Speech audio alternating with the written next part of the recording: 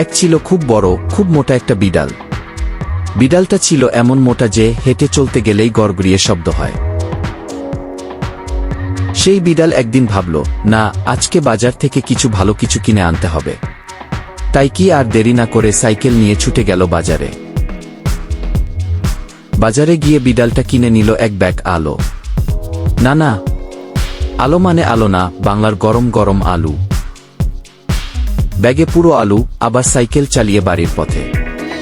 Cycle টলছে, বিড়ালের পেট দুলছে, ব্যাগে আলু লাফাচ্ছে। বাড়িতে এসেই বিড়াল চালু করল তার জাদু মেশিন। একটার পর একটা আলু ঢুকছে মেশিনে, ছোট ছোট করে সুন্দর স্লাইস হয়ে বেরোচ্ছে।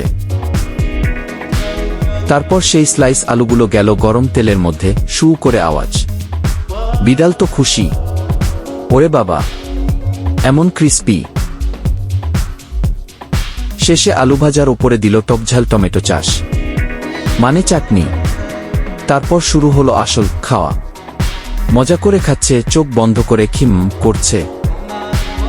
এরকম ছোট ছোট গল্প বা কাহিনী দেখার জন্য এই চ্যানেলটাকে ফলো দিন বা ফলো দিয়ে পাশে থাকুন। ধন্যবাদ।